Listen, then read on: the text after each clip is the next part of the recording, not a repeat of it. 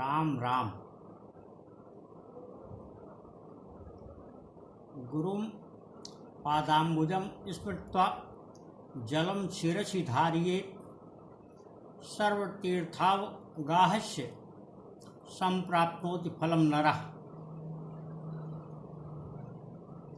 श्री गुरु की वंदना करते हुए कहा गया है कि जो भी मनुष्य गुरु के चरणों के जल को अपने सिर पर छिड़कता है, उसके चरणों का अमृत रस पान करता है, उसे सभी तीर्थों का फल प्राप्त होता है। गुरु का यह स्तुवन इस बात को समझाने के लिए किया गया है कि जो गुरु में अनंत आस्था रखता है, असीम श्रद्धा होती है, वह अखंडित बनी हुई होती है, अडिग रहती है, उसे इस जीवन में धर्म, अर्थ, धर्म, काम और मोक्ष सब कुछ प्राप्त होते हुए जीवन को सही ढंग से जीने, आत्मविश्वास और संयम के साथ संतोष सहित जीने की संपूर्ण सामर्थ्य प्राप्त हो जाती है और वह इस जीवन में ही समस्त सुखों का भोग करता हुआ परम धाम को प्राप्त होता है। गुरु वह तत्व है, गुरु वह प्रेरणा पुंज है जिससे कोई भी मनुष्य जुड़ करके और निष्ठा को अडिग बनाए रख करके वह सब कुछ प्राप्त कर सकता है जिसकी यथा समय उसको आवश्यकता पड़ती है। यह अवश्य ध्यान में रखने की आवश्यकता है कि संसार में सभी चीज़ें मनुष्यों के लिए ही बनाई गई हैं, किंतु हर चीज़ हर मनुष्य के लिए नहीं है।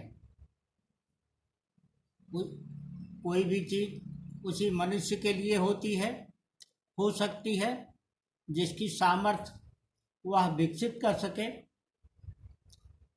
इसमें सहायता कहीं से भी और किसी भी रूप में प्राप्त करनी पड़े, स्वतः स्फूर्त सहायता भी मनुष्य को तभी प्राप्त हो पाती है जब वह एकाग्रचित होता है।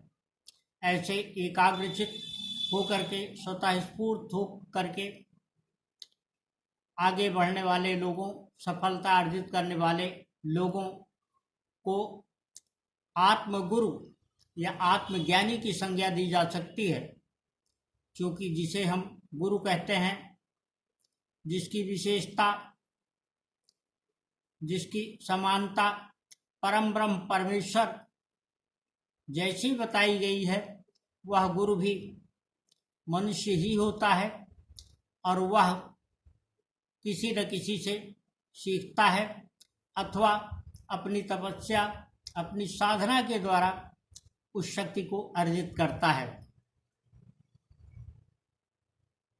हम अपने जीवन में बहुत बार न चाहते हुए भी बहुत प्रकार की गलतियां कर जाते हैं। हमसे चाहे अनचाहे, जाने अनजाने भूलें हो जाती हैं, छोटे बड़े कई तरीके के अपराध हो जाते हैं। यह इसलिए होता है कि हम अपने मस्तिष्क पर गुरु के प्रकाश को आने का उपाय न करके कोई दूसरा तरीका अपनाते हैं। हम इतना मशगूल हो जाया करते हैं उसमें कि हमें यह स्वयं के लिए, स्वार्थ पूर्ति के लिए भी समझ में नहीं आता है कि हम क्या कर रहे हैं और कौन सा ऐसा साधन अपनाएं जिससे न केवल तात्कालिक बल्कि दीर्घकालिक अवस्था के लिए, दीर्घ समय तक के लिए हमें वह हासिल हो सके जिसके लिए हम आज यत्नशील हैं।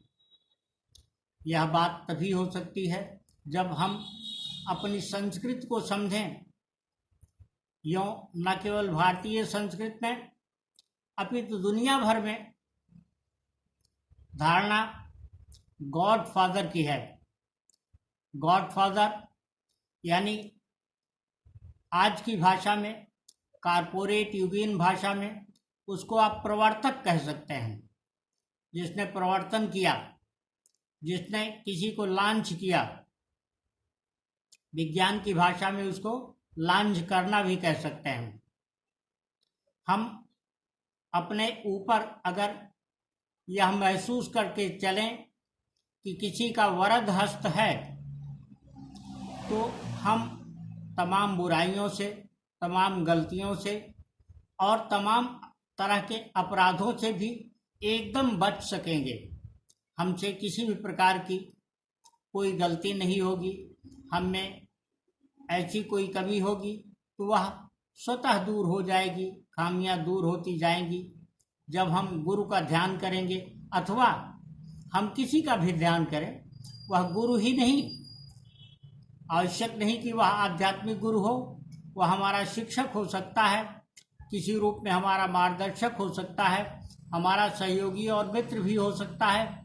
किंतु हम उसे और उसके इस प्रकार के सहयोग को, उसकी इस प्रकार की ऊष्मा और ऊर्जा को, उसकी इस प्रकार की शक्ति को तभी प्राप्त कर सकते हैं जब हम उसे उस क्षण के लिए, उस कार्य विशेष के लिए अपने से ऊपर तो कम से कम माने ही। जब हमें यह ध्यान होगा कि हमारे ऊपर कोई वरद हस्त है, तो हम किसी भी प्रकार का कार्य ऐसा करने से सदियों बचेंगे जो हमें बाद में दुष्परिणाम के रूप में प्रकट हो, हमारे समक्ष प्रकट हो। इसलिए यह बहुत आवश्यक है कि हम हमेशा यह मान करके, यह सोच करके ही किसी प्रकार का कोई कार्य करें कि हम जो कुछ भी कर रहे हैं उसे कोई दूसरा देखने वाला है। इस संबंध में एक बोध कथा का उल्लेख करना यहाँ संक्षेप में आवश्यक है, और उसको इस प्रकार से समझ सकते हैं कि एक गुरु ने अपने 2 शिष्यों को एक एक कबूतर भेंट किए और कहा कि मैं ये चाहता हूँ कि इनको मार दिया जाए, किंतु ऐसी जगह पर मारा जाए जहाँ कोई देखने वाला न हो। दोनों शिष्य गुरु की आज्ञा के अनुसार उस कबूतर को लेकर के निकले और अपनी अपनी दिशा में, अलग अलग दिशाओं में बढ़ चले।